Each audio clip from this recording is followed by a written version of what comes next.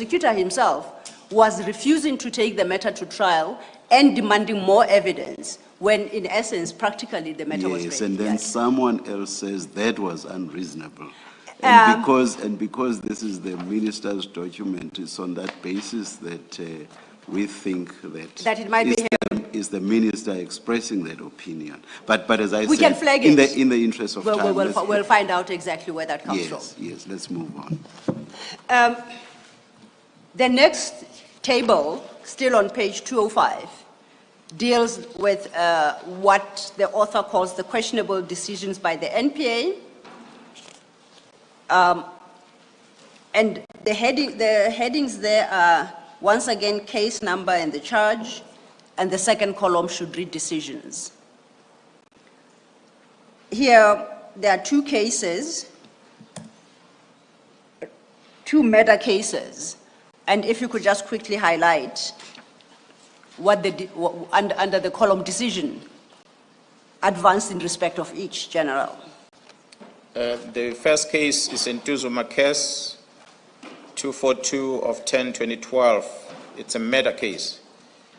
The NPA guidance to take the case for formal inquest instead of trial, despite strong evidence of premeditated murder. The second one is Plesisler case 2335 of 2018, murder. Unreasonable demanding additional evidence to enroll the case despite overwhelming evidence which links the suspect to the case.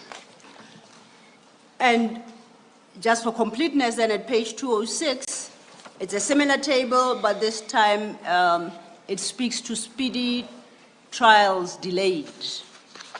Do you see that? Yes. And it follows the same format. It gives you the name of the accused, the case number, and then the decision advanced. Would I be correct to suggest that all these are matters that the task team at the time, regard being had to the fact that this is generated in 2019, that the task team was concerned about, which is delay in prosecuting matters that have been investigated? Would that be a correct understanding of this document? That is correct.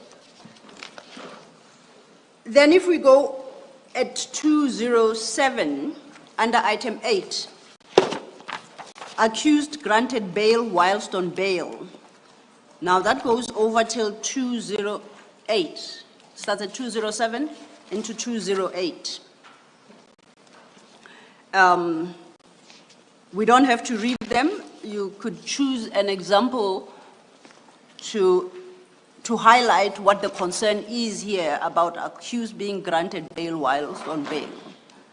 There are 6 instances, I think, that are quoted in the letter. We'll deal with any one of your choice. Yes. 8.1, Sifiso Khadebe, a well-known hitman, was arrested on IB's case 91 of April 2017. Murder of Councillor Thobela was granted 10,000 rand bail. While out on bail, he committed another offences as per AB's case 869/2018, the discharging of firearm, and was granted 1,000 rand bail. Mzimkhulu case 5 of 10/2018, possession of unlicensed firearm, granted 1,000 rand bail. And Mzimkhulu case 112 of 10/2018, possession of unlicensed firearm and ammunition, granted 2,000 rand bail. Bail was opposed on all cases, but it was unsuccessful. So the situation is you have an accused, they are charged, they are arrested, they are granted bail, they are released. And then another case arises, they are arrested, they apply for bail, and they get a second bail, and so it goes. It sounds like it's 4 bails on top of the first. Is that correct? That's correct. Do you agree with what's written at page 207, that that is a concern for you? as the head of the political task team, as a member, and as a police officer? Is that a concern? And if so, why? It is a concern indeed. As I said earlier, that this will have been an extract of the briefing that was given to the IMCs about the challenges that we're experiencing with regard to the prosecuting of these cases.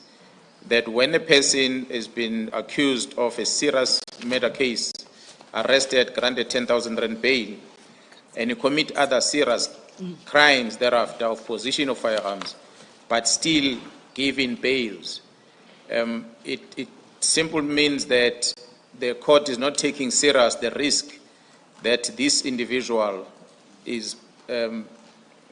has in society. That if he keeps granted bail because of murder and is arrested with a firearm again, and is granted another bail, and again arrested because of the firearm charge, and granted bail again, it simply means that he is allowed to go out there and carry a firearm and do whatever he wants to do with the firearm. The court does not see the need of stopping this person from doing that. And this has a serious consequences towards the witnesses and many other people that are involved on cases that this person is arrested for. And perhaps for the sake of completeness, let's look at case at page 208, which is a slightly different case, but along, in the same vein, under item 8.6, if you could read that. Fisokuhle Ntuli was arrested, charged, and sentenced on Patfontein case 50 of June 2016 for 4 times attempted murder charges. He appealed and was granted bail. Whilst on bail, he was arrested and charged on 4 murder cases, as per Nongoma case 30 of April 2016, 391 2016, also Nongoma 88 Nongoma, as well as 127 Nongoma, all of them in 2018. Yes. And possession of unlicensed firearm as per Nongoma case 285 of 2017, and Nongoma case 147 of 2018 June, that he is alleged to have committed while on appeal. So this accused is actually charged, convicted, and sentenced, then he appeals. He's granted bail while he's awaiting his appeal. And in that period, manages to commit 4 more murders. That is correct. Okay.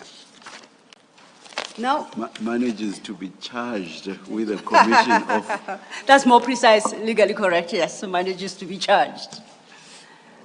Then I think what we have just worked through, which was what Minister Cele at the time communicated to Advocate Baktoy, culminates in certain findings and then followed by recommendations, and that's set out at page 209.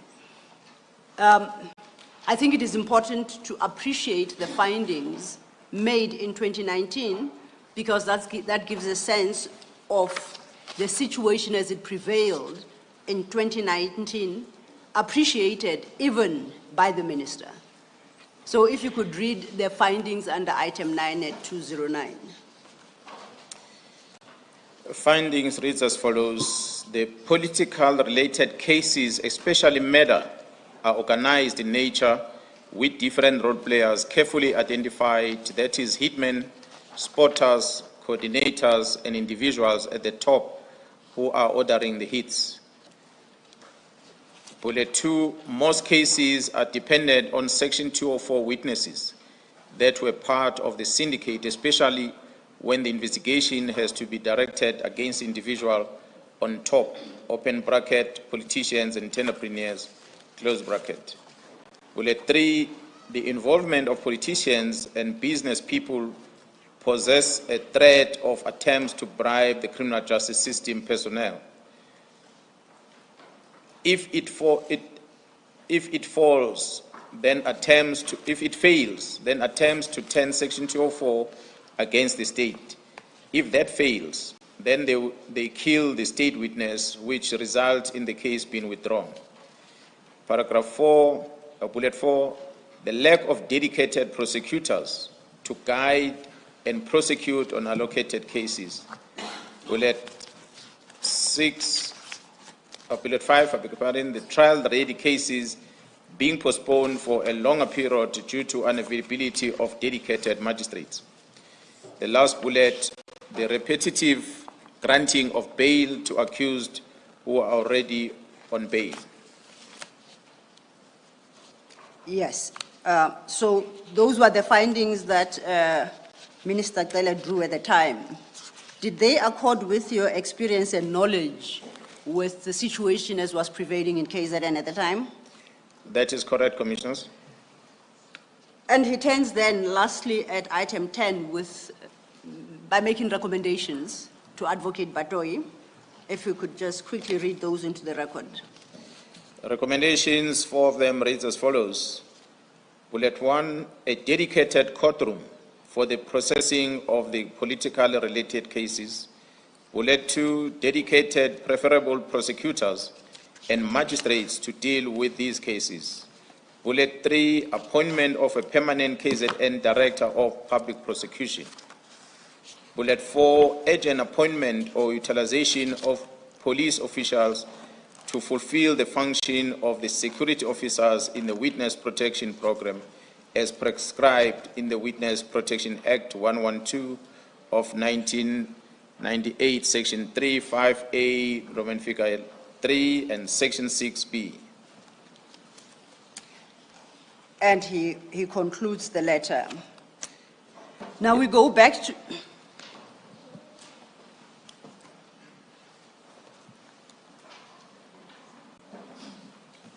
Mr. Law, before you leave this letter, you asked the General whether what is under the findings in those bullets accords with his knowledge and experience at the time. Indeed. And he's answered in the affirmative. I want to ask a question, but I don't want to anticipate where you're going to go. I would have done a follow-up of as at the date of the letter which disbands or that seeks to disestablish the PKTT, which is what in December, these factors in bullets 1, 2, 3 under findings, what the position was. I want to ask that, but if you are going to be dealing with it in your own way, I don't want to interfere with it. So well, you stop me. There would have been, we're prepared to deal with it in another way, but it doesn't change the course of anything. It can be dealt with now. Now that the Commissioner has put it out there, perhaps the General can deal with it. Okay. No, the General can respond to it immediately. General, you've had in 2019, you say that you were aware of those factors in bullet 1, 2, 3. And these are the politically related cases, especially murder, are organized in that way described there. Most of the cases are dependent on Section 204 witnesses. And then bullet 3, the involvement of politicians and business people. Is at 2024, when Minister Mkhwanazi sends the letter or the instruction to disband the political killing stars team, what in your impression and experience is the position? Is it still the same? Is it any different? It remains the same, Commissioner, that there is a lot of interference with these investigations in different forms, as is listed there, in order to try and close these cases by business people and politicians. And by and large, because they are political cases, the people on the higher level of the syndicates that are involved are the ones that are behind the closures of dockets. So they influence the docket. It still remains the case to date. Thank you, General. Thank you, Commissioner Baloyi. We go back then, General, to Advocate Harrison's letter, and we were at page 196. And we're looking at the last paragraph. I invite us to consider the last paragraph of that letter at page 196. And she states on 23rd August 2019, there was a steering committee meeting. There was a presentation done, and that presentation she attaches as Annexure C. For the record, that annexure appears at page 210 of file 2. However, that copy is not the best, and I would just for the record like to point out that it is the same plan that General Mkhwanazi dealt with as MK5. No, I make a mistake. We are at 210. Then it's the next one that I ran ahead of myself. We are dealing with Annexure C, the one at 210. If you could turn to that document, General. Yes, I'm there. Advocate Harrison says this was dealt with at the steering committee meeting, and it's headed Progress Report, Investigation and Prosecution of Investigation and Prosecutions of Political Related Cases, Steering Committee, 23 August 2019. Now, yesterday morning, you recall when you informed of the establishment of the task team, you highlighted the various governance structures of the task team, and the chair even asked you about the National Steering Committee. My question is, the steering committee referenced here, if you could look into the content of that document, do you know that steering committee? Is it in any way related to the task team, or is it a different steering committee? It's a steering committee related to the task team. So this is the task team steering committee. She goes on to say that, perhaps before we deal with that, let's look at that report at page 220. There are recommendations.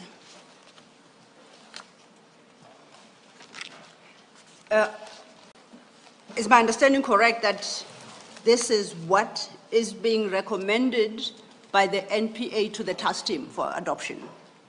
That is correct, Commissioners. Can we just quickly read that and understand what was being recommended?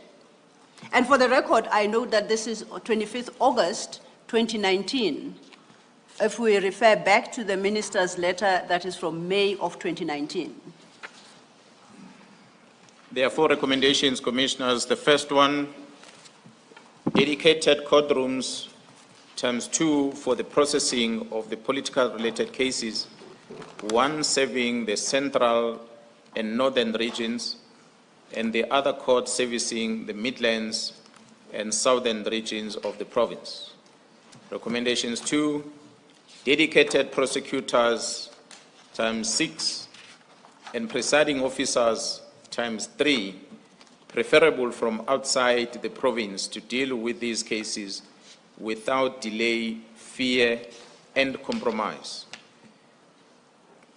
Third recommendation, the use of dedicated correctional center, in bracket, Ebongweni, Kokstad, super maximum prison, close bracket, already identified by the Minister of Justice and Correctional Service for accused of political related cases to minimize the risk of interferences.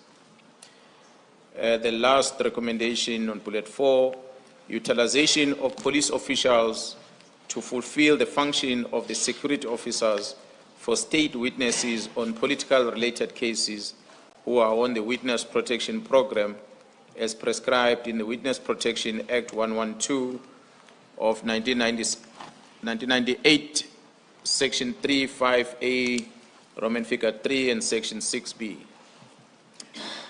Thank you. To your knowledge, this being a presentation to the task team and the recommendations are being made to the task team, were these recommendations accepted by the task team? It's recommendations that were made which to some degree were accepted, except the challenges that were expressed regarding the dedicated presiding officers on the matter, which was required the Department of Justice, the courts especially, as although the minister was part of these meetings, but there was no magistrate, chief magistrate as part of the team. So that is what then the NPA was going to escalate to the court. And before at least the 31st of December 2024, what was the prevailing position within KZN insofar as these recommendations are concerned? What had been implemented after the task team accepted some of these recommendations or were able to implement them? I must indicate, commissioners, that when the team was working up until that period, there has been challenges in some of the presiding officers which led into one complaint against one presiding officer, magistrate, that was registered through the right channels for investigation. General, I apologize to interrupt. Can we give the commissioners a moment? You're not? Okay, thank you, Commissioner. You may proceed. I was still saying that there had been some challenges with some of the presiding officers in handling these matters of the task team, which led into one complaint that was registered in Pietermaritzburg against one of the presiding officers. But by and large, the close working relationship between the SAPS and the prosecution team on these cases, the involvement of chief prosecutors as directed by the Director of Public Prosecution, of which I must say when we started she was acting and she became permanent. And when she was permanent, then the structure started functioning well, which happened after the letter of the minister's request to the NDPP. And when the structure started working well, then we started seeing cases being enrolled in court, cases not being postponed for a lengthy period as it used to be before, and majority of cases are being finalized in court within a short period of time. So the improvement, the performance of the courts supports the investigation, and the team is satisfied at this present moment with regard to how the matters are handled in court, and also how the prosecution is involved in guiding the team. And those concerns that the minister had read in written in the letter, which was referred to earlier to the NDPP, citing the challenges that we're experiencing with regard to the decision of prosecutors on matters that we are presenting before them, has been eliminated in that as we are investigating, the prosecution is part of this investigation. So by the time we get to court, we are ready for prosecution. Unlike before when we were raising these concerns, that we're investigating and then hand it over to the prosecutor, and the prosecutor might want to withdraw the case, citing different reasons that made the investigation team to be unhappy. But that has been mitigated by this close working relationship between us. So the situation has vastly improved as a result of these dedicated prosecutors that are part of the team. And also the involvement of correctional services is reflected on the third one. As the Minister of Correctional Service and Minister of Justice and Correctional Service had indicated that the maximum prison of Kokstad would be made available, and as well as a close working relationship between the other facilities in KZN, that has made it easier for the detention and the control of access to the suspects in those detention facilities. And the courts are playing, the correctional facilities are playing a critical role in also monitoring the activities that are happening around the people that are arrested. Visitors that are coming to see them, they're able to share with the team that there was this person who came to visit the person that has been detained. And that allows the team to investigate further the involvement of those people, so that it helps us to link them to such a person. There's been a lot of success as a result of that, which we thank correctional services for playing that critical role to help with this investigation, not only just to detain the people, but to assist also with the interviews, making the facilities available for the team to have easy access to correctional facilities to allow the team to be able to investigate. Thank you, General. Before we move to the next point, Commissioners, at 196, when I confused myself because I ran ahead, please make a note for yourselves that the annexure D referred to there, appears at page 223. It is in black and white, but it's the exact document that we have as MK5, which is in color and therefore more legible. If then we could turn over to page 197, General. And I invite you to read into the record paragraphs 2, 3, and the one-line paragraph, no, in fact, 4 and 5, before we get to conclusion. So you can skip the first paragraph on that page. I would like to draw attention to the second paragraph. If you could read from there to just the last paragraph before the heading conclusion. Thank you. All of the above indicates the amount of work which went into ensuring that the work of the political task team was coordinated so that there was better case coordination and management of same by NPA, but above all, to deal with the prosecutorial challenges that the team and the Minister of Police has raised to the NDPP. I was instructed to have a dedicated prosecutorial capacity which was provided as per the request. The dedicated prosecutorial capacity is headed by the Deputy Director of Public Prosecution, who has advocates under his management who are assigned to guide the investigations, make prosecutorial decisions, and prosecute these matters where they are murder and or attempted murder charges.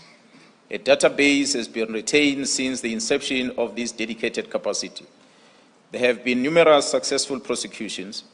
There are several high-profile political-related matters or cases on the court roll.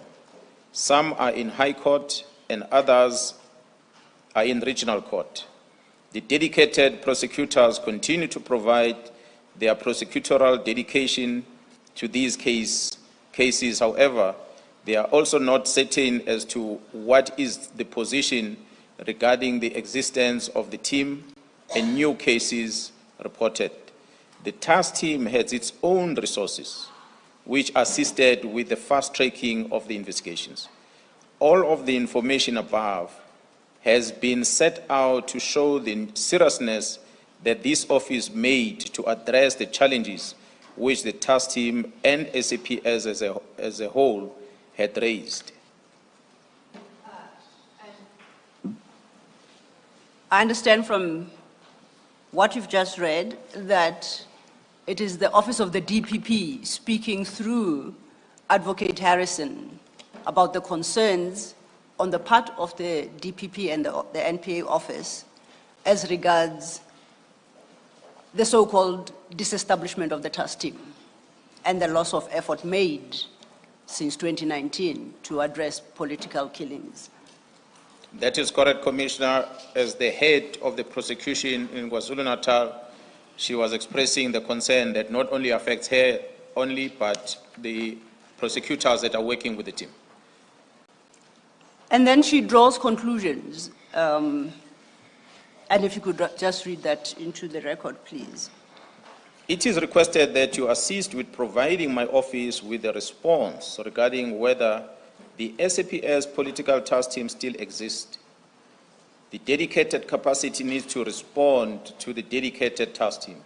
If there is no dedicated task team, then the dedicated prosecutorial capacity will be dissolved, and all new cases will have to be reported to the chief prosecutors in the area where the crime is committed. This office cannot retain dedicated capacity where there is no dedicated SAPS task team. Your correspondence will assist as the unit has to plan for the year 2025-2026. It has its own priorities as per the NPS AOP. As we are all aware, organized crime has become the new focus or priority, and this office needs to plan. I am unfortunately not able to complete the planning because the issue regarding the existence of the task team has not been communicated. At this stage, the only information which one has is that in the media. Your urgent response to the above issue will be appreciated. Signed by Advocate Harrison, dated the 10th of June, 2025. And that the signature is as Director of Public Prosecutions, KwaZulu-Natal. That is correct. Just for the record, this letter is addressed to you. Did you have opportunity to respond thereto?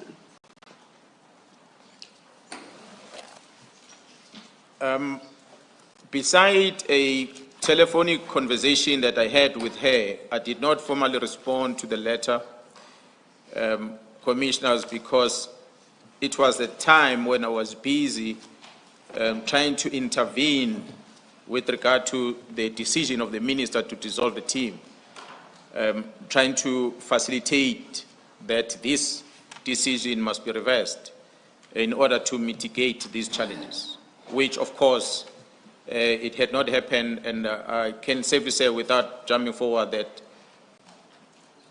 the further engagement we've had with the DPP in relation to this and the decision of the team has led into the criminal case docket being registered, which we cannot discuss it now. It's subject to all this which has happened. Sorry, Advocate Selo. General, having regard to the content of this letter, can you just tell us whether you shared similar concerns as those expressed by Advocate Harrison in the letter? That is correct, Commissioner. Commissioner will recall that when she starts her letter, she refers to my letter to her. In my letter to her, I'm apologizing for the failure to carry out her task, instruction of arresting that we have failed to do as the police, and explaining the challenges as a result. That's why then she's writing, expressing the same concerns to me. Really, what she summarizes on her letter are the concerns that the team shares with the prosecutors that are working under her. So she's just elevating that to bring it to my attention so that I can, when I engage with my principal, be able to show what the prosecutors are saying with regard to this decision of the minister. And then the consequences going forward. The letter also mentions new cases and what consequences will be in relation to new cases going forward. That is correct. The engagement I have with her was that as and when the cases are coming, we will still allocate them to the team, and I will still expect the prosecutors that are dedicated to continue. The fortunate position that we are in is that although some of these 121 dockets were taken to Pretoria, quite a lot of other dockets were still in court. And the very same prosecution team was involved in those dockets. So they are still engaged with the team on that level. Not necessarily taking new dockets, but they are still engaged with the team in as far as the courts, dockets that are in court. But as soon as we engage, and then they understand that it is not the IMC that took a decision to disband, it is not the National Commissioner that took a decision to disband. The team is still on the ground, albeit that is not taking new cases. And what I'm starting to do as a complainant in this matter, by registering a complaint officially for criminal investigation and explaining to her from what we have discovered as to what is the cause of this instruction.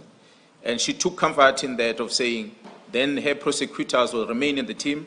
She understands that this might be another crime that is committed on the side to try and frustrate the work that the team is doing.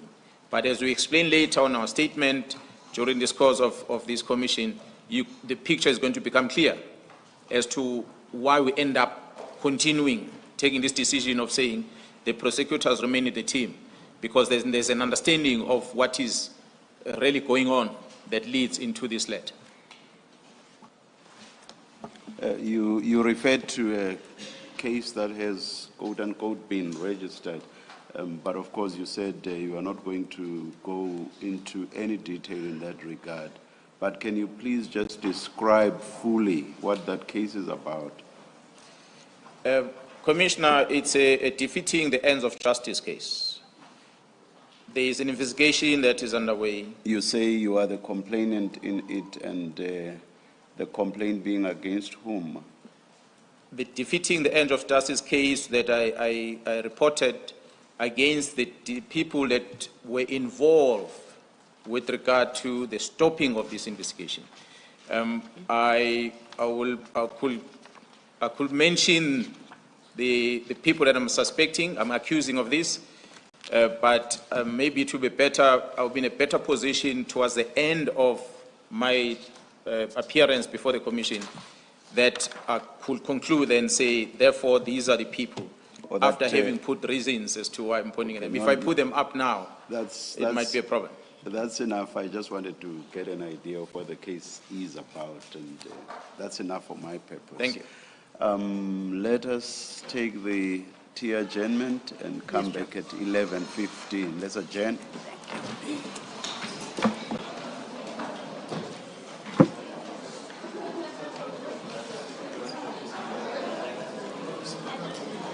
Do you see why we couldn't? What in that?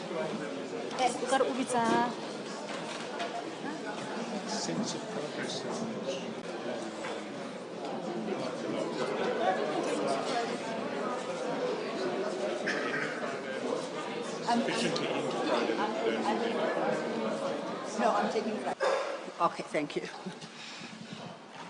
General, I would like to invite us to consider a different document now that we've concluded with Advocate Harrison's letter. And that is MK13 in file 2. And it starts at page 254.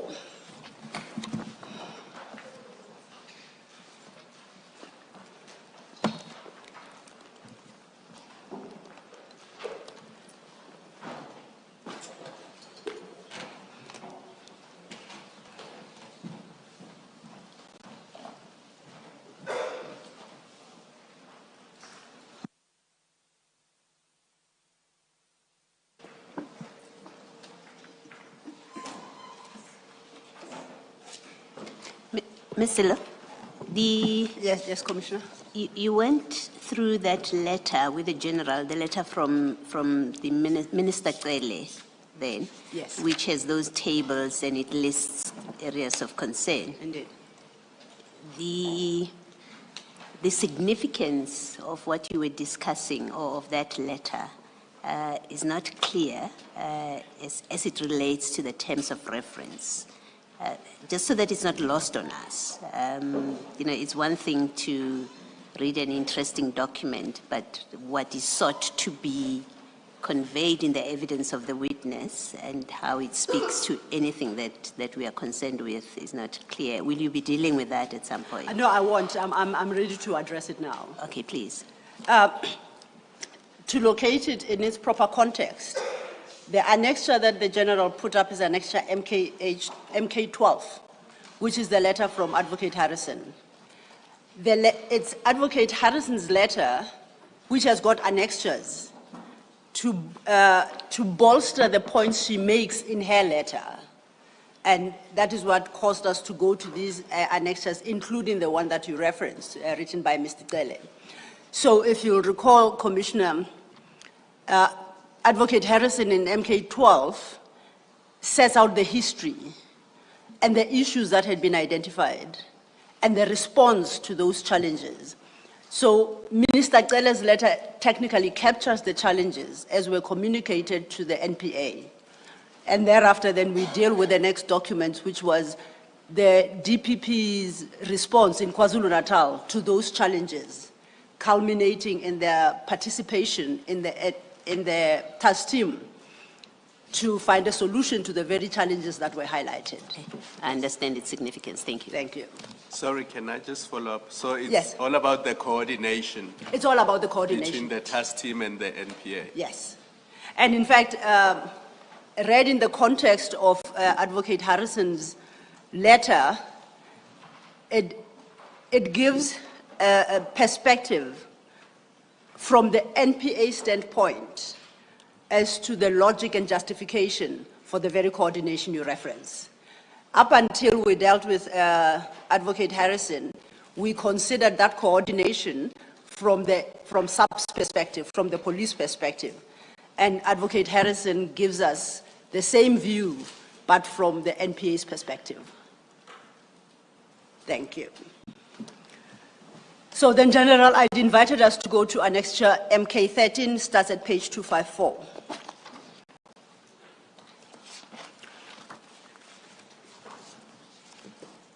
Before we deal with the contents of this document, can you just identify for the record what it is? Commissioners, this is a memorandum between the South African Police Service, KwaZulu-Natal, as well as the NPA in KwaZulu-Natal, with the intention to improve the working arrangements and the performance between the two entities or two departments. If we turn then to page 257. Before you do that, Ms. Zille. Yes. At page 255, General, where the very last line, it says NPA/SAPS KZN. What is PEOF, REOF, and DEOF? Commissioners, the EOF stands for Efficiency Optimization Forum. The letters that are preceding those EOFs really refers to the area of operation. The P stands for province, the R stands for region, and the D stands for district. Thank you, General. General, I thought I was interrupting. Commissioner Baloyi, I would like to refer you to page 264 of that same document. 264, and that the list of the acronyms used in this document, and that includes the acronyms you referenced at page 255. Thank you.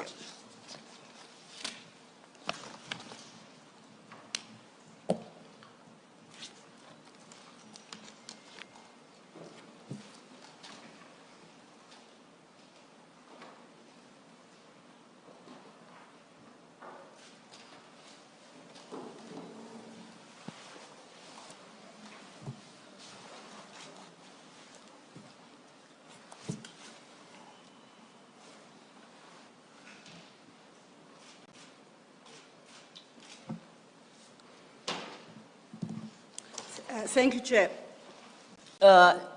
General, I'd referred you to page 257 of that document. It's a signature page. Could you confirm the date of signature and who appended their signatures on that page? The first signature on the page is the signature of the Director of Public Prosecution in the province of KwaZulu-Natal. At the time, she went by the same name Zungu, and she's now Harrison.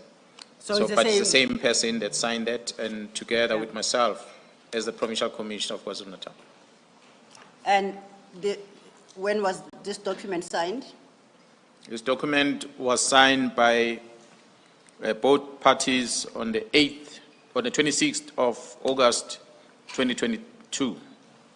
There's a paragraph there preceding these signatures. It reads, the signatories hereof, being duly authorized thereto, determine an issue hereby the official terms of reference for successful coordination of NPA and SAPS operations outcomes. That's Confirm correct. that. That's correct. I then would like you to, we work briefly through this document, and for this purpose, I would like you to turn to page 259.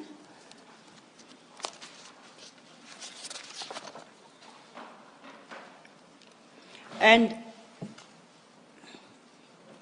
just to read into the record item 1, this is under the heading Establishment and Responsibility of Efficiency Optimization Forums. This is item 1. The established forums are to be known as KwaZulu-Natal NPA SAPS Efficiency Optimization and Oversight Forums for the consideration of NPA and SAPS performance. And still on the same page, further down in the middle of the page, composition of the District Efficiency Optimization Forums, DEOF.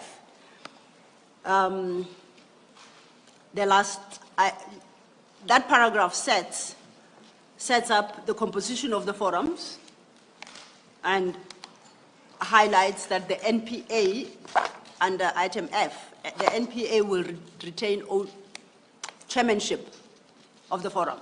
Is that correct? That is correct.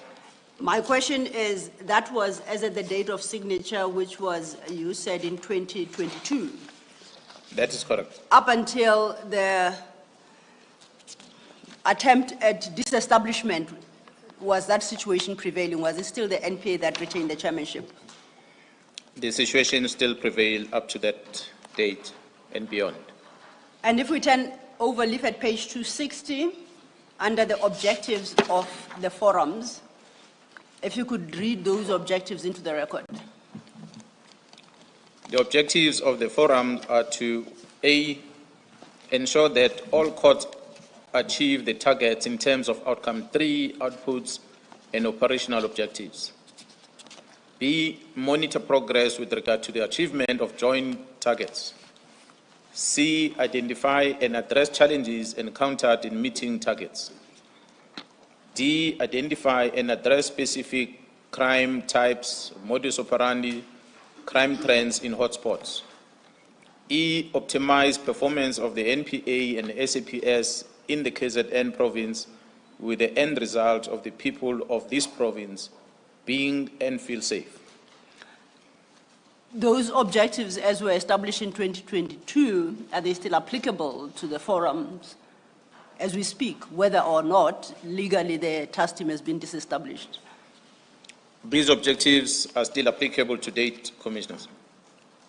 And lastly, on this document, page 261, under the heading Meeting of the District Efficiency Optimization Forums, I just want to highlight items 1 and 2, if you could read those. The meetings of the forum shall take place monthly. If any urgent matter arises, the chairperson may convene a special meeting to discuss such a matter. So it was anticipated at the time that the meeting will take place at least once a month, and could be more. That's correct. If the need arose. That's as far as I want to engage with this document, General, but before we move on, is there anything you want to highlight to the Commissioner regarding this particular document, this Memorandum of Understanding? Commissioners, as you'll see on the signature on this document, as I had read on record, indicated on record, as it's reflected on page 257, that is dated the 26th of August 2022.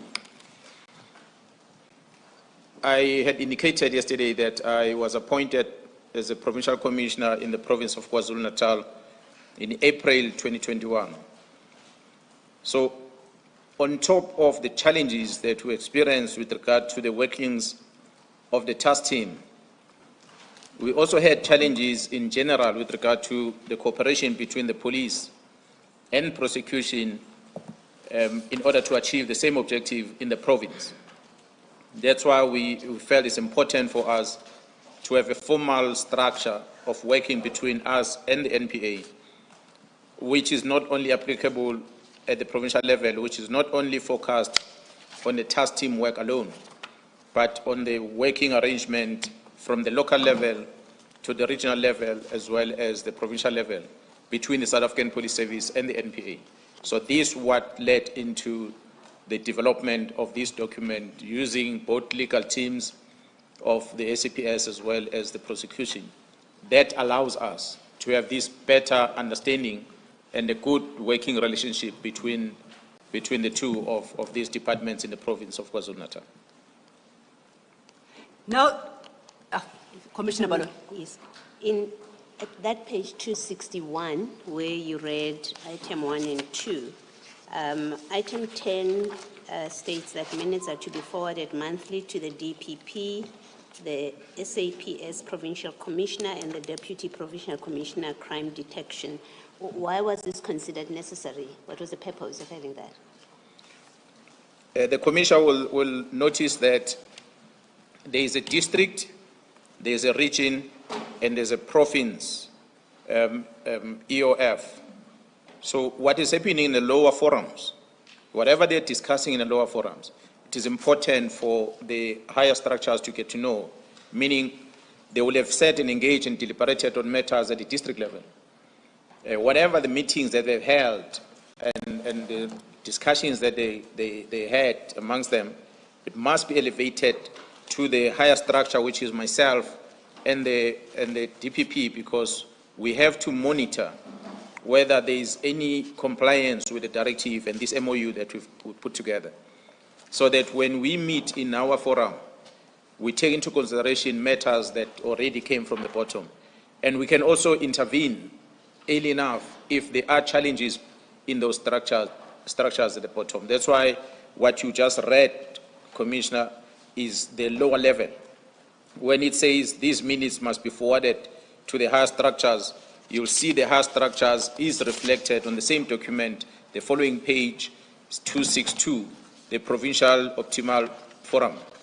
So that's where whatever minutes discussed on these two lower structures will end up in that forum. And that forum, the chairmanship will rotate between myself and the DPP as we are managing this process. Thank you, Commissioner. General, that we've now dealt with the facts as they stood on the ground regarding the functioning of the task team, the coordination with the NPA, and basically the establishment of a formal structure to govern that relationship. Yesterday, we dealt with a number of reports that you stated the task team had filed. Are there any comments you want to make before we move to the next topic as regards all the information you have provided about the task team and its efficiency? Commissioner, I think for me, as the head of the police in the province of KwaZulu-Natal, I felt it's important to demonstrate that my efforts starting from the day I became aware of the letter of the minister leading up to the 6th of July were all aimed at making sure that I protect this working arrangement of ours to administer justice to the communities out there. That when we try by all means to make the system work between the South African Police Service, the prosecution, the courts, and the correctional facilities, that entire value chain does not get disturbed. So we must understand the challenges in between, and we put measures in place to try and mitigate those challenges. But if you have another superpower structure coming from outside and want to disturb this process, or there are players within this system that are in cahoot with the people that are supposed to be our clients outside, that want to disrupt the working of this justice system, it is therefore important for us to do something about it. So that's basically what I was trying to communicate in all what we have discussed thus far with regard to the team's formation and how it's been working, and what is the general arrangements, working arrangements between us as the police together with the NPA, the courts, and correctional facilities in the province of KwaZulu-Natal.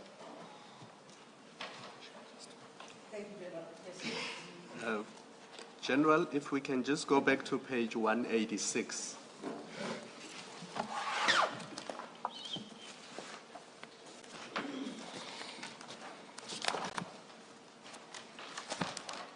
And for the record, if I may, Commissioner, that's The letter, yes. Okay, 6. It's 9. Are you there, General? Yes, I'm there. The last paragraph says a preliminary report has to be submitted to the minister by the 20th of January 2025. The final and closing report must be submitted to the Ministry Management Executive Committee meeting late January 2025. the date of which will be communicated as soon as possible. As far as you know, were those reports generated and submitted to the minister? Commissioner, I would be lying if I say I know, because I never engaged with the minister on this.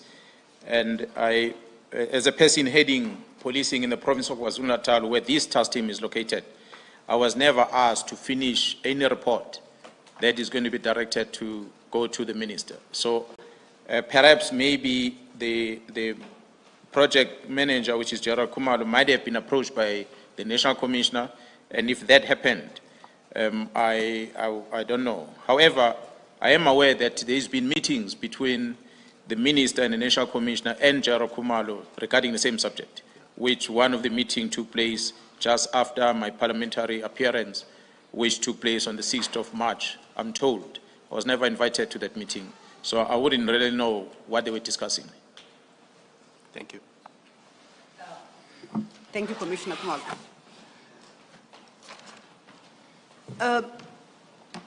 We are now at, technically, page 50 of your statement, General, if we could turn to that. And we have dealt with up to and including paragraph 145. We turn to a new topic now, and it's the efforts to stop the disbandment.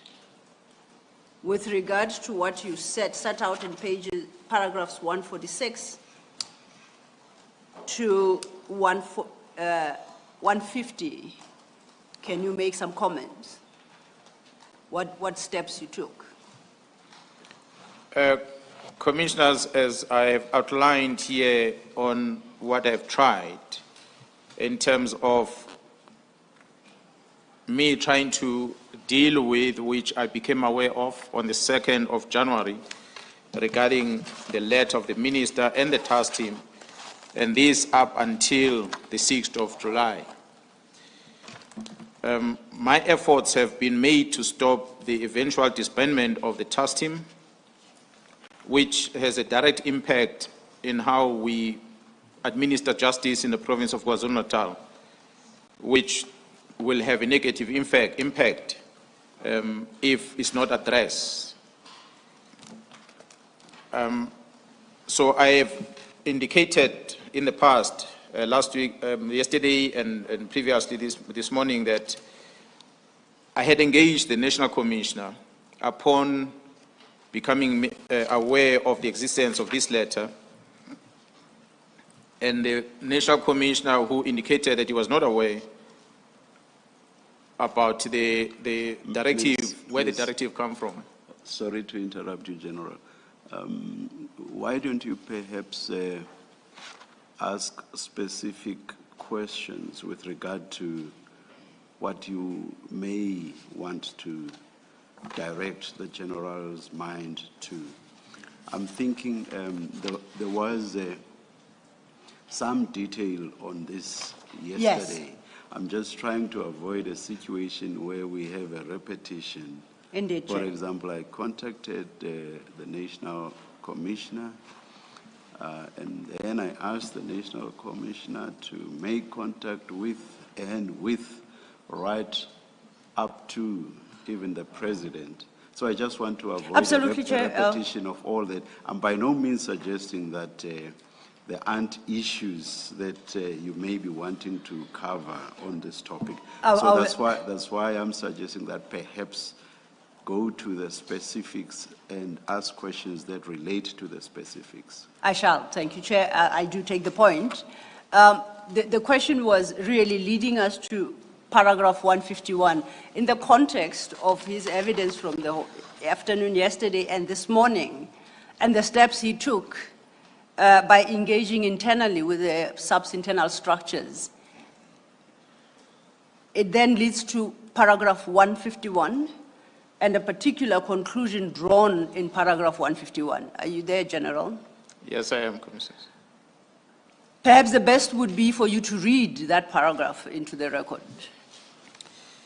On the 27th of January 2025, during the Police Day celebrations, I was was interviewed by the ENCA media who were present in these celebrations.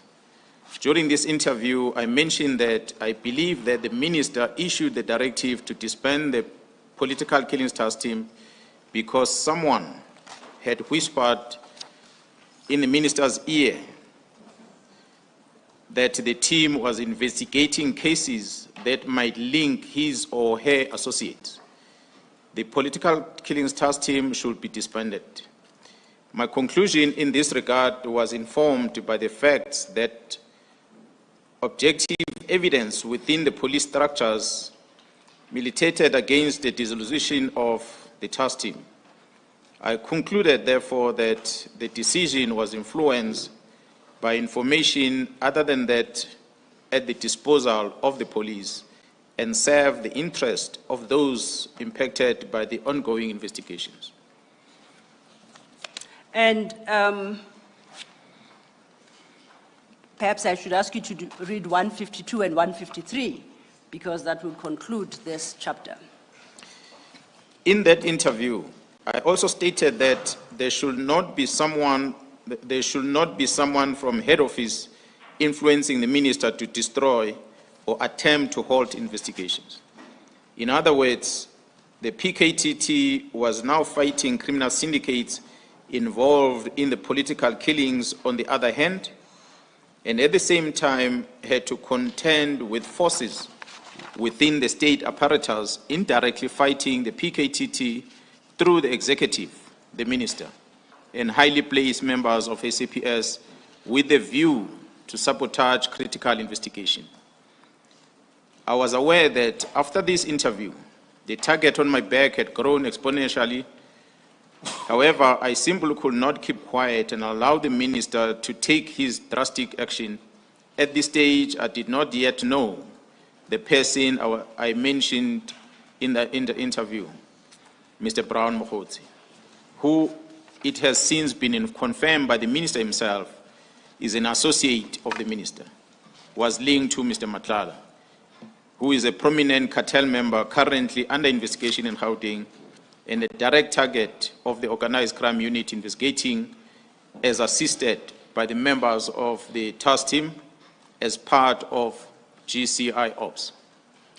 So if we understand you correctly, the point you make in those 3 paragraphs is that based on the information you have now shared with the Commission regarding the political task team, the minister's decision to disband in the light of that, all that information, or the minister's decision is inconsistent with the weight and the value of the workings of the task team as you have shared with the commissioners.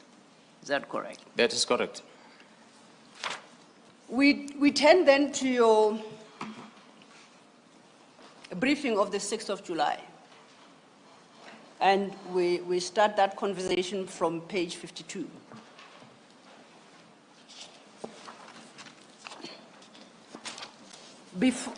And that is under the heading Allegations Advanced Against Various Arms of Government, Functionaries, and Other People. Do you see that? Yep.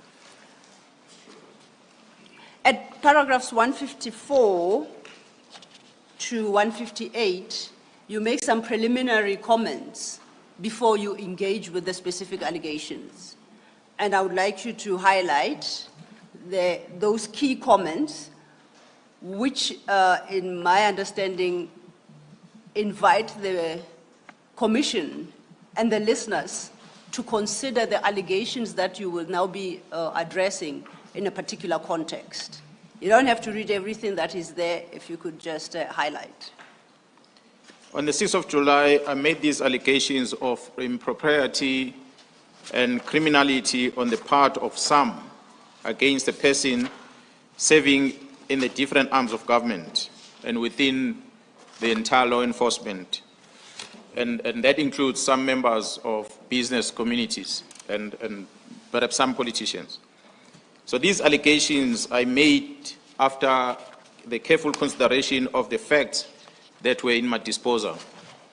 And those facts were supported by the investigations that were ongoing and the reports that were in those investigations, which then suggested that indeed there are some people that are involved in trying to frustrate the police work that will involve politicians, and evidence that shows police officers that are involved, as well as some people within the higher office of our justice system which are in courts, that include prosecutors that are involved with these criminal syndicates operating in South Africa.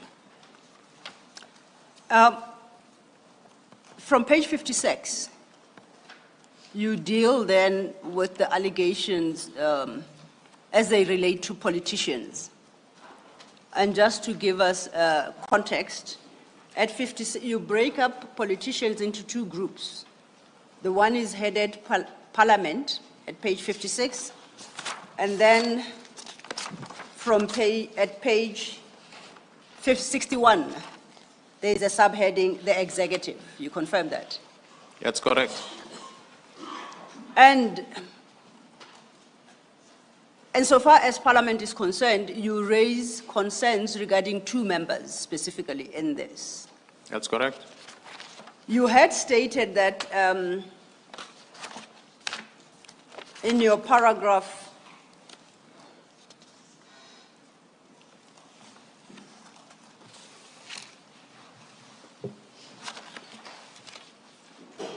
I think you had indicated that in respect of each category, you will highlight one instance or one person who falls under that particular category.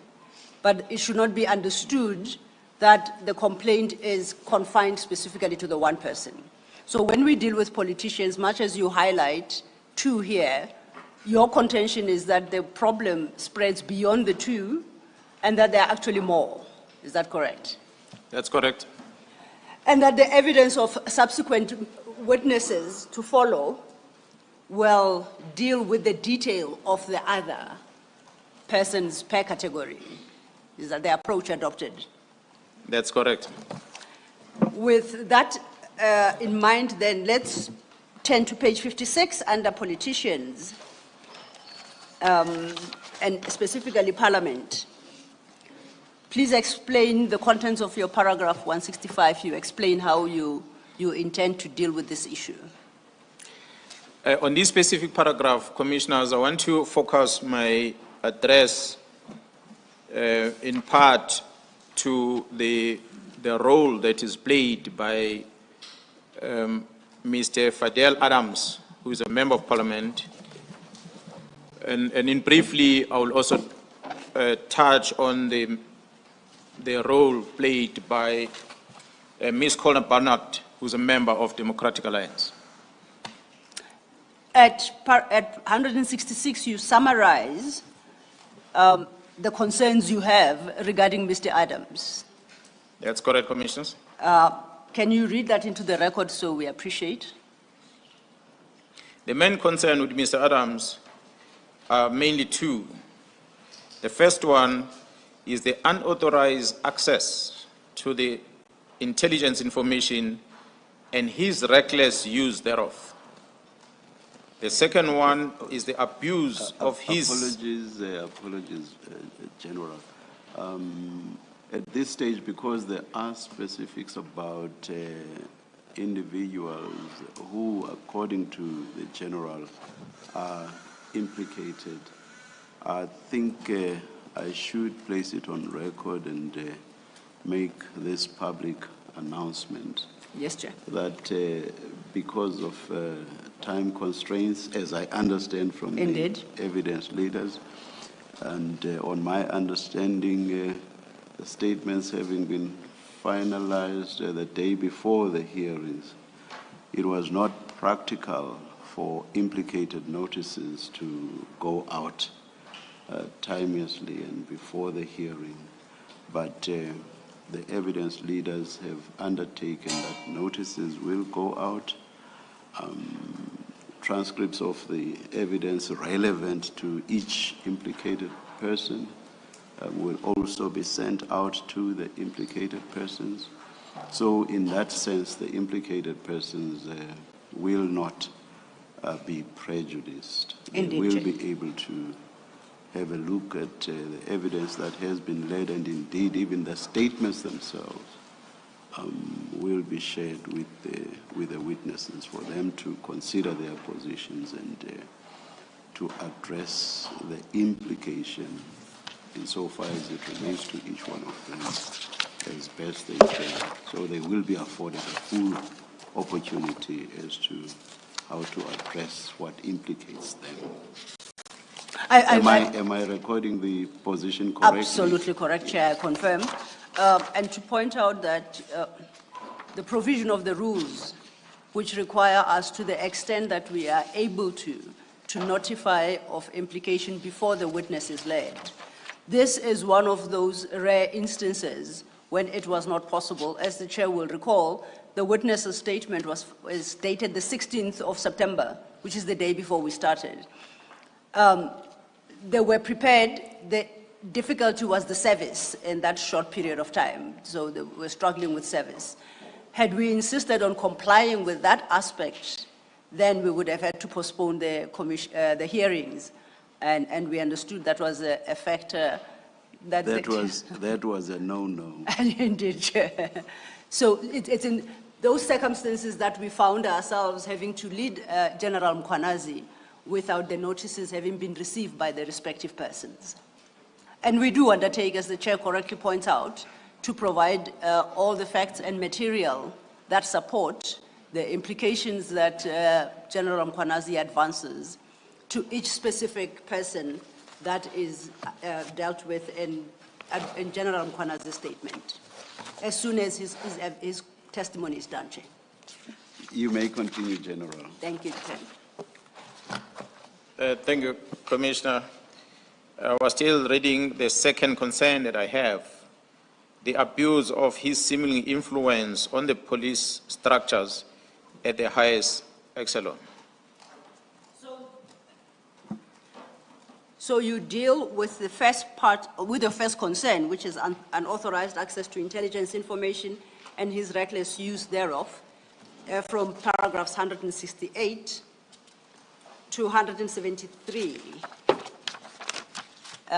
If you could just highlight to the commissioners what your concern is and why you contend that he had unauthorized access to intelligence information and that he dealt with such information in a reckless manner. Thank you, Commissioner. Maybe before I continue this, I think it's important to remind the Commission and the public in general on my opening comment yesterday, which is on my statement, I think it's on page 6, where I indicated that as the police are investigating crime and we analyze information that is presented and evidence before us, a certain picture or a particular trend emerges. And that trend forces us to investigate further.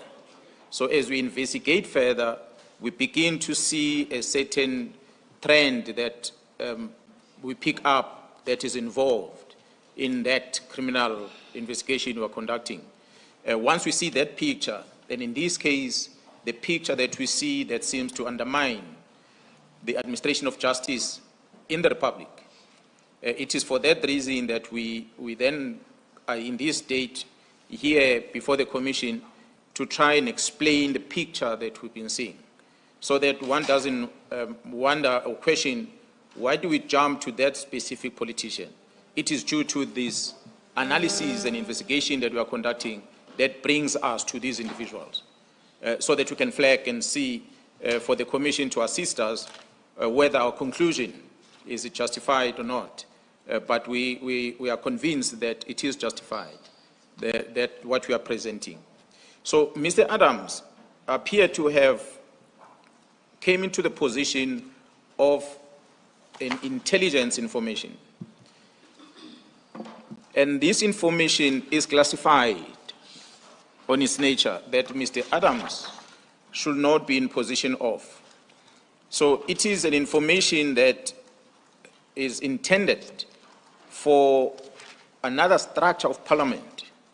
If it comes to his position and as a lawmaker, as a person who is serving in parliament, he ought to know that when I'm in position of information from crime intelligence that is classified, it must be handed over to the Joint Standing Committee of Intelligence so that it can be interrogated, regardless of the status of that information. So that is expectation that one has towards a lawmaker, such as Mr. Fazal Adams, who is currently serving in Parliament. Because this classified information we are referring to here, it's involving personal information of individuals that is deposited at crime intelligence or extracted by crime intelligence when the crime intelligence is conducting the vetting process for security clearance for individuals. It's a very sensitive information because it digs deeper to your personal information, your relatives, your criminal records, and everything that the state wants to test in order to confirm whether you qualify to be given a security clearance certificate or not. Such a clearance will then allow you to be in position of sensitive material. The same applies to the members of the Joint Standing Committee in Parliament. It is only those members of Joint Standing Committee in Parliament that are vetted, and their information is in the disposal of this intelligence structure. And once they pass that vetting, certificates are issued to them. And that is the entry for those politicians to become members of the Joint Standing Committee. It is not open for everyone. So Mr. Adam, unfortunately, does not serve in that Joint Standing Committee. I do not know what is the reason that he's not part of the Joint Standing Committee. Perhaps that he might be able to answer himself. But in this regard, we know that he serves in the Portfolio Committee of Police, which is an oversight structure of government, and he's there as a public representative that holds us accountable on how we perform our function as a police on an open account of this that is allocated to the South African Police Service. But on the use of any funds on the secret account, the accounting role for that is within the Joint Standing Committee of Intelligence as regulated by the National Strategic Act of Intelligence that regulates how matters of state secrets must be handled, including the budget, resources, and otherwise. So Mr. Adam is not part of it, but recklessly he handles intelligence information not only within Parliament, but he takes it out to the public. Understanding your concern then, and you pointed out that he does not sit on the Intelligence Committee within Parliament. May I ask this of you, Ms. Silo? To what term of reference does this testimony relate? It relates to the second part of what he'll be dealing with, which speaks to the concern about, it's basically access to unauthorized information, and as a parliamentarian, dealing with that information in a manner inconsistent with the position he holds. But then it leads to the second aspect at 166.2, which is the use of that same information to abuse his seeming influence on the police structures at the highest echelons. That will then lead to, quote unquote, triggering a process through the Minister of Police to take certain steps that the general believes it's abuse of office and it interferes with the workings of the police. The chair will recall that when General Mkhwanazi started and explaining the various arms of government, of the police, he referenced crime intelligence, which though is located within the police, it is regulated in terms of the Intelligence Act. And it is the abuse he believes is perpetrated by some people. maybe let's leave it. Okay. Perhaps at some stage, whether it's when you make submissions. Indeed. Or after all the evidence has been laid, we will see how the strings will be pulled together. I'm Maybe happy let's with leave that it. approach. But I've raised the question. Yes, it's noted, Chair. My question to you, General, was how then would you suggest this specific parliamentarian ought to have dealt with that information? Well, as a parliamentarian who is a lawmaker, it's a person that's supposed to know the law. The National Intelligence Act is the law that lawmakers must know and comply with. It would be expected that he knows that this information, it's an information that's supposed to be deposited to a different structure or an oversight body of Parliament, and so that it can be handled with sensitivity that it deserves. But unfortunately, he did not do that. And from paragraph 173 onwards, you deal with how you say Mr. Adams actually dealt with that information. Can you take us through that? Commissioners, as I'm outlining again here, I've said when I started, we investigate the picture image that calls for further investigation. So this commission is here to help us answer the question of how involved are the politicians and other private people, including police officers, how are they involved in interrupting the work of the security cluster in administering this criminal justice system. This is part one that you're going to see at the end, how Mr. Adams' action is impacting to the work that the team is doing. And again, posed to say this with respect, I had indicated that when we were discussing in length, we were talking about the political killings testing. We mentioned that Khumalo is the project manager there. Khumalo, who is a divisional commissioner of crime intelligence. We presented that Khumalo at crime intelligence becomes aware about what's happening in Gauteng province, and he registers a case internal within crime intelligence that is running as a project inside crime intelligence that is in charge of. It is that case that links to these high profile, the Mulifes, the Matlalas that get arrested. As you're going to see the picture late, it is an operation within crime intelligence, the GCI ops, not the PKTT. These actions that follows from there onward, how they're going to link to the work of that GCI ops. That's a picture we're going to show you towards the end, commissioners. So, but what we know here is that we're tracing steps back as when an incident happens. We go back and we ask, we investigate what led into this, going backward.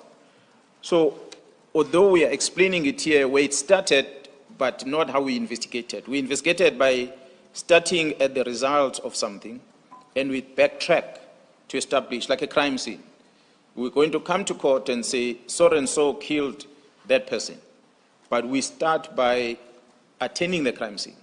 We collect evidence, we track back everything until we find the reasons. Then we say, this is a suspect who conducted this crime. So this is exactly what we are doing now. We are telling you who did what, which eventually will result into the interruption of the criminal justice system, which this commission is assisting us to investigate. So, Mr. Adams, on the 29th of October in 2024, he went to Cape Town police station and he opened 3 cases. And these cases, I'm going to invite you, should be public record, to even look at what is contained on his complaint. It does not even warrant the registration of a case. There's no elements of crime on his complaint. But nonetheless, he opened the complaint. And the complaint is really about the vetting procedures within crime intelligence, a space that he ought not to play in. So he takes this sensitive information and he goes to the police station, and he goes and opens a case at the police station, which therefore means he has access to the records within crime intelligence of the secret information that he should not be in possession of. But he takes that information, he goes to a police station, he opens the case about that. And this information, as I said, the vetting procedures of the South African Police Service, where the allegations that the police is manipulating systems within the voting process. This is a person that, as I said, Commissioner, is not within the Joint Standing Committee of Intelligence in Parliament. He's in an open committee. But he speaks, he opens a criminal case about the matters of crime intelligence. Mr. Adams further claims that there's an abuse of the secret fund account. He does not have an oversight. He doesn't even know the budget allocated because he's not part of the committee. But he claims here that there's an abuse of the secret fund account at crime intelligence. So his accusation, his claims, allegation is that this secret fund account, these funds are being channeled to places where they're not supposed to go, including the procurement of vehicles for a political task team in KwaZulu-Natal. We demonstrated yesterday about the budgetary expenditure and everything from the team, where it comes from. But he claims here that this money from the secret fund account is used to purchase vehicles of the political task team. Surely, he, as a complainant, you will provide proof for this. I'd like to believe that as a complainant, he should be able to demonstrate that he has an evidence that this money was spent here for this resource. He further claims on his complaint, Commissioners, that this political task team is a private entity that provides service to the former Minister of Police, Bheki Cele. That's what he puts on the documents, on the A1 statement that he deposited at the police station. He accused that the team is basically an armed force of Gerald Cele. That's his accusation. And the other case that he opens, Commissioners, is that he raises concern or is challenging the appointment of one Ms. Mukwele, who was appointed as a technical support service at the Crime Intelligence Division. So he claims that this appointment was irregular and it should not have happened. So these cases are registered on the 29th of October in Cape Town. 29 October 2024 in Cape Town. 2 days later, Commissioners, on the 31st of October, Mr. Adams, he raised the same complaint and he lays the same charges, exactly identical, at Orlando Police Station in Johannesburg. 2 days later, 29 and 31, and these are records on our case files in the police we have. They can be obtained by the commission if you so wish. He complains that he raised these complaints to Gauteng, and they are registered on the 31st.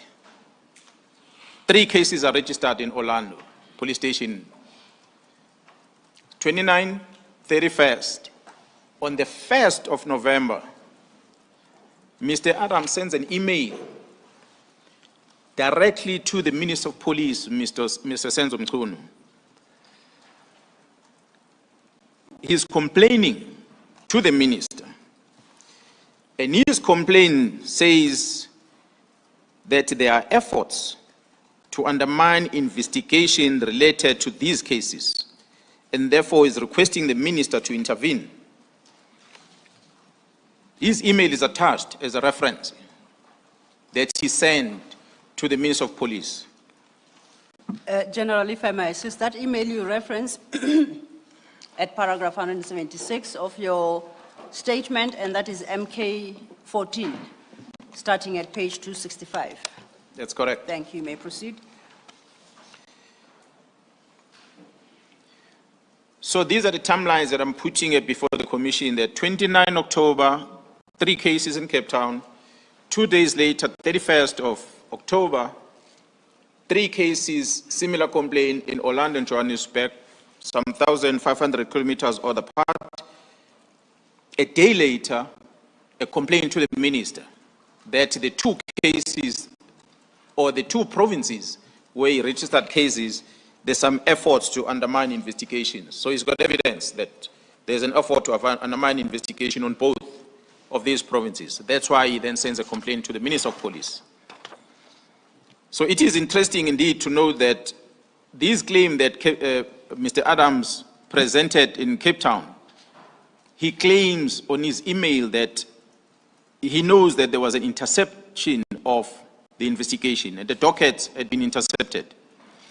So I really don't know what does that mean? That you register a case in one instance, Commissioner, a complaint is a statement is deposited at 2 o'clock in the afternoon. The case is registered at 8 o'clock in the evening. But 2 days later, he claims an interception. Perhaps even by the time he claims, that docket has not even been allocated to the investigating officer. But he is already moving to another province to complain about it. So this is what he puts in the complaint to the minister, that there's interception of the docket in Cape Town, and he further claimed that he had been notified that the Gauteng police